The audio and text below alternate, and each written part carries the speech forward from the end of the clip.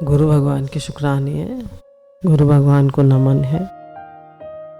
गहराई में घुसो। एक बार आनंदमयी माँ ने कथा सुनाई कि एक बार संतों की सभा लगी हुई थी। कोई भक्त एक घड़ा गंगाजल भरकर ले आया और संतों के बीच में रख दिया। महात्माओं, ये गंगाजल पियो।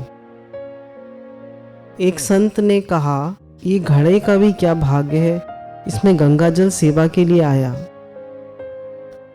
कहते हैं वे घड़ा बोला, मैं पहले माटी था। एक दिन एक कुम्हार आया, वह फावड़ा मारने लगा मेरे ऊपर। मैंने कहा, बड़ा दुख आया। फिर मुझे वह गधे पर लाद कर ले गया। वहां कूटा, पीसा और पानी मिलाया। फिर मुझे खूब रौंदा। मैंने कहा, कितना दुख है। उसके बाद जब मैं घड़ा बनाने लायक हो गया, तब उसने चाक पर चढ़ाकर घड़ा बनाया और फिर मुझे काटा। चाक पर से उतारने के बाद फिर पीट पीट के थापी के साथ उसने हमको ठीक किया। मैंने कहा, बड़ा दुख आया। उसके बाद आग के आवे में डाल दिया। किसी तरह से पका। बाजार में आया तो जो आवे सो ठोक के देखे कि कहीं फूटा तो नहीं है। थोड़ी कीमत में बिका। मैं तो समझता था कि मेरे जीवन में दुख दुख दुख ही दुख है, परंतु अब मालूम पड़ा कि दुख के बाद सुख जरूर आता है। सचमुच हमारा तप सफल हो गया और हमारा ये जीवन आज सच के काम आ रहा है, सार्थक हो गया। गुरु भगवान के शुक्राने हैं। कह रहे हैं जीवन में दुख भोगे बिना, दुख का भोग नहीं करना है। मतलब जब तक दुख सहन नहीं करते हैं, चलिए हम ये शब्द यूज कर लेते हैं, जब तक जीवन में दुख सहन नहीं करते हैं तब तक परमात्मा की तरफ बढ़ नहीं पाते। तो कभी भी दुख आए तो हमेशा ऐसे ही सोचिए कि ये मुझे बना रहा है ना। कोई भी तकलीफ आती है तो हम एकदम दुखी हो जाते हैं, तो दुखी ना होइए, सोचिए ये बना रहा है मुझे। जैसे घड़ा पहले तो उसको थापी लगी, फिर आग में पका, फिर सबने ठोका तो लोग कुछ कुछ कहते हैं। कभी डांट भी पड़ती है, कभी शरीर पे कष्ट भी आता है, कभी ज़्यादा सेवा भी हो जाती है, कभी शरीर भी अस्वस्थ हो जाता है। बहुत सी बातें आती हैं जी। तो हर बात में यही कहिए कि देखिए भगवान हमें क्या कर रहे हैं, शुद्ध कर रहे हैं। भगवान, हम गंदे संदे हैं ना, पापी हैं, नीच हैं, गंदे हैं, बहुत अच्छे हैं हम, बहुत गंदे हैं। तो सारी बातें हैं तो माँ धोएगी नहीं धोएगी? तो सबसे बड़ी माँ कौन है? भगवान, गुरु भगवान। तो धोएंगे नहीं धोएंगे? तो जब भी दुख आए तो क्या हो रहा है? हमारी सफाई हो रही है, हमारी धुलाई हो रही है, हमारे कर्म कट रहे हैं। तो ऐसा समझकर अपने दिल में बस शुक्राना मानिए। हे नाथ, आपने बहुत कम में काट दिया, आपकी बड़ी कृपा है हे प्रभु। हे नाथ, बहुत कृपा है आपकी। बस आप उसमें रोइए मत, दुखी मत होइए, बस भगवान को याद करिए। जैसे भी गुरु भगवान ने बताया कि दुख आता है चला जाता है, पर हम उसको साधना नहीं बना पाते। तो सुख को भी साधना बना ले और दुख को भी साधना बना। दुख आए तो उसमें भगवान को याद करें, शुक्राना माने, दुखी ना हो और भगवान के करीब चलते चले। देखो दुख आए, एक एग्जाम्पल लेते हैं, पेट में दर्द हो रहा है, क्या करें? तो है खूब रोए। दूसरा तरीका क्या है कि भगवान को हर पल याद, हे नाथ हे नाथ हे नाथ आपको ना भूलूं, हे नाथ आपको ना भूलूं। तो क्या होगा?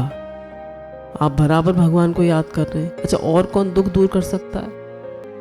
कितनी भी आपके पास डिग्रियां हैं, कितने भी कपड़े हैं, कितनी भी ज्वेलरी है, कितने भी अच्छे बच्चे हैं, कितने भी पढ़े लिखे हैं, कितने भी सेवा वाले हैं, कितने भी प्रेम वाले, पर अम्मा जी इस बात को बहुत कहते थे, कोई भी तुम्हारा दुख दूर कर सकता है?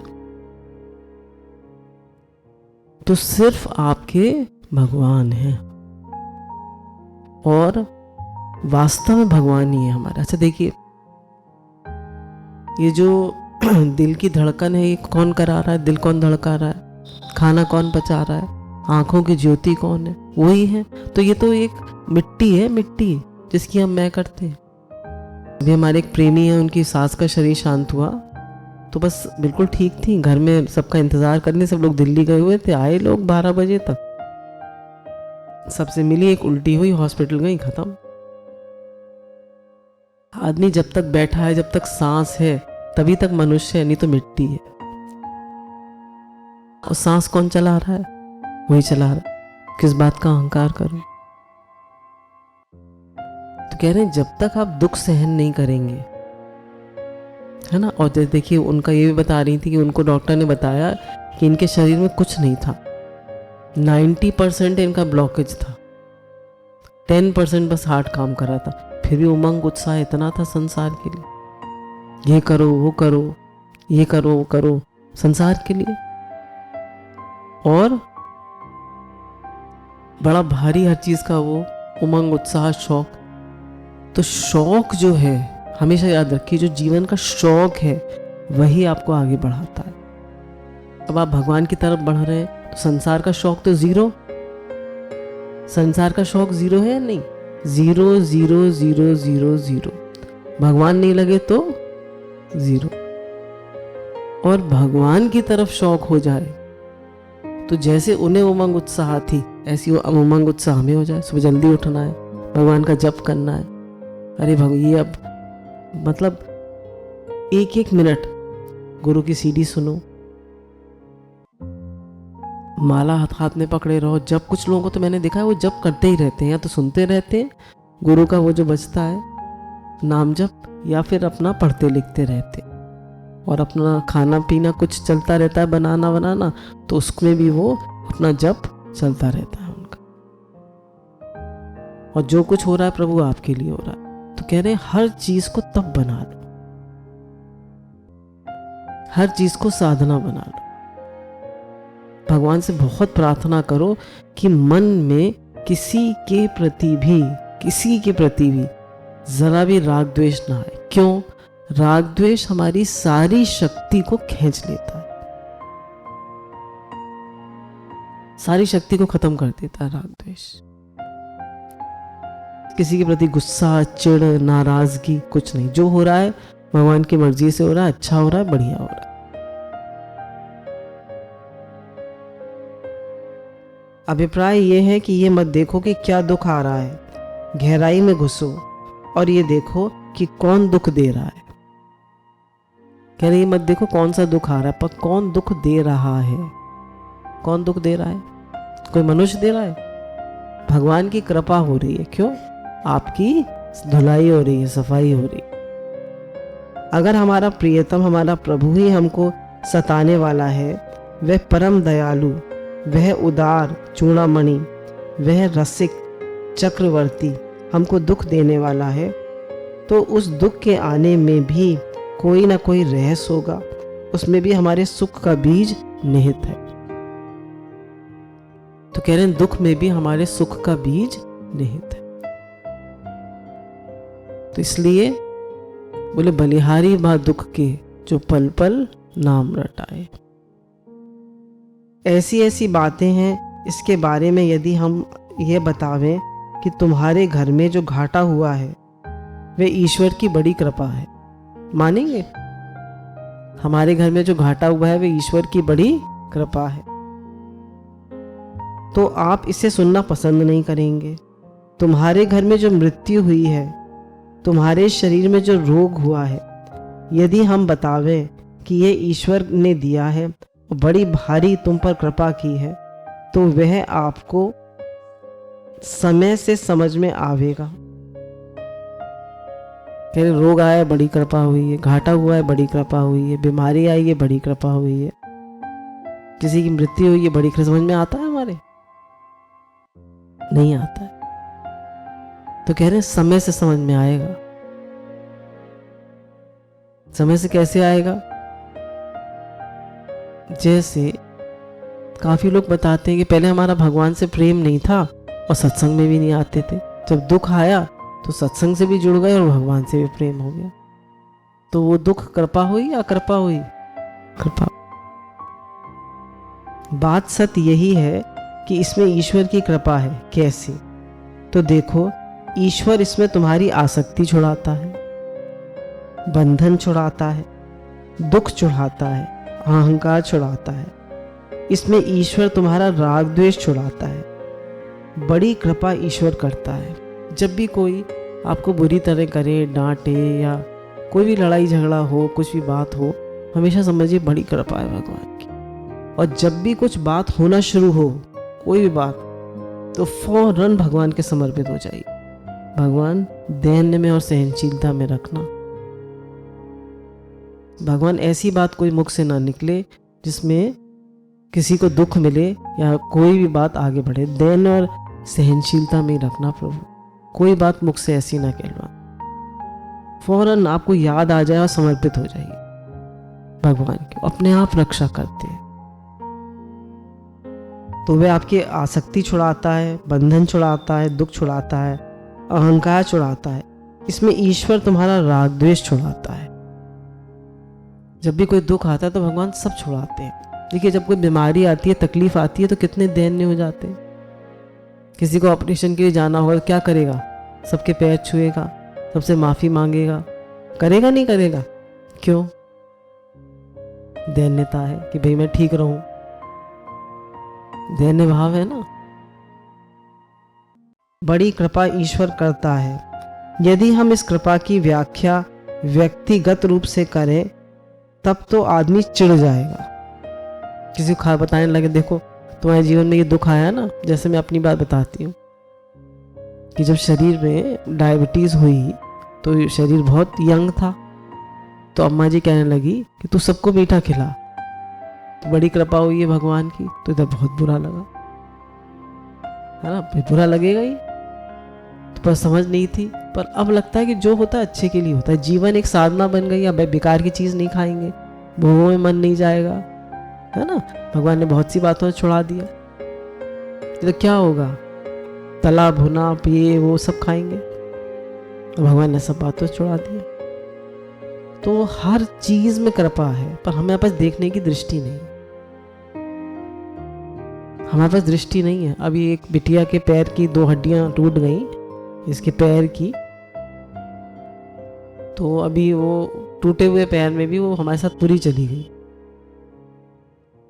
तो कह रही थी कि जहां भी जाते थे तो लोग कहते थे बिटिया आओ आओ आओ, सब जगह दे देते थे। तो लगता था कि ये टूटा हुआ पैर भी एक वरदान बन गया, अभिशाप नहीं है। तो हर बात में भगवान की कृपा है, बस हमारे पास देखने की आंख नहीं है। यदि हम इस कृपा की व्याख्या व्यक्तिगत रूप से करें तो आप चिढ़ जाएंगे। सुनेगा नहीं और सामूहिक रूप से करें तो अपने लिए नहीं समझेगा, अपने पड़ोसी के लिए समझेगा। कह रहे व्यक्तिगत रूप से करें तो चिढ़ जाएगा, सामूहिक रूप से करें तो कहेंगे इसके लिए कह रहे होंगे, मेरे लिए नहीं कह रहे। तो कह रहे ये मन बड़ा चालाक है और बहुत ही बेकार है। जब ये मन भगवान में लगता है तभी ये मन मिला ही इसीलिए था। देखिए हमारे पास 2 फैकल्टीज है, माइंड एंड इंटेलेक्ट। तो मन जो था, माइंड, वो भगवान में लगाने के लिए था, भक्ति करने के लिए था। इंटेलेक्ट किस लिए था? इंटेलेक्ट था विचार करने के लिए। किसके लिए? 2 के 4, 4 के 6, ये वो। जैसे कभी भजन कर रहे होते हैं, जप कर रहे होते हैं, तो देखते हैं मन में कभी कभी विचार आ जाता है क्या सब्जी बनेगी। अरे भाड़ में जाओ, जब जाएंगे तब सब्जी जो होगी वो हो जाएगी, पर आ जाता है। काफ़ी मतलब खराब लगता है, बुरा भी लगता है, पर आ जाता है। तो देखिए ना, माइंड जो रूटीन वर्क होता है उसे विचार आ जाते हैं। जो आप लोगों से मना करते हैं कि भाई अपनी बेकार की बातें मत करो, करो तो साधना की बात करो, क्योंकि वो बेकार की बात जो सुनेंगे तो घूमेंगी दिमाग में, रिपीट होंगी। तो आप जो अपने से बोलेंगे वही रिपीट होगा। और जब आप लोग जप करते हैं तो उस समय भी जप को सुनिए ज़रूर। अब आप देखिए, जब आप जप कर रहे हैं तो मुख से बोल रहे हैं, मुख लगा, कान से सुन रहे हैं, कान लगे, हाथ से माला कर रहे हैं तो हाथ लगे, ठीक है। फिर मन भी उसमें लगा, तो आपका तन मन सब कुछ, मतलब सारी इंद्रियां लग गई उसमें। कितनी बढ़िया चीज़ है। और वैसे आप लगा के देखिए सब कुछ भगवान में। और कितने संतों का सुनते हैं जो भगवान की सिर्फ फूल सेवा करते थे, पर करते कैसे थे? बड़े प्रेम से। तो भगवान ने उन्हें दर्शन दिए। एक प्रेमी बता रही थी कि ये जो भजन है रुचि रुचि भोग लगाओ, ये मेरी माँ ने बचपन से सिखा दिया था। हमारे घर में होता था, मैं मुश्किल से 2-3-4 साल की होंगी तब से मैं करती आ रही हूँ। अब गुरु ने भी बता दिया। कह रही हैं अक्सर जब दूध पिलाते हैं कन्हैया को तो उसकी चम्मच खाली होती है। तो हम लोगों में से भी ऐसे लोग हैं, देखिए। तो प्रेम से अर्पण करती है ना, प्रेम से। हमको टाइम नहीं है, जल्दी करो जल्दी करो, 9 बज गए, अब नाश्ते का टाइम हो गया, जल्दी से भोग लगाओ, चलो, ये अपने खाने की जल्दी है। तो आप देखिए ना हमारे में अंदर कितना प्रेम। अपने प्रेम को देखिए, अपने भावों को देखिए, अपने मन को देखिए, और अपने आप गुरु के ज्ञान से, गुरु के प्रेम से अपने को उन्नत करते जाइए।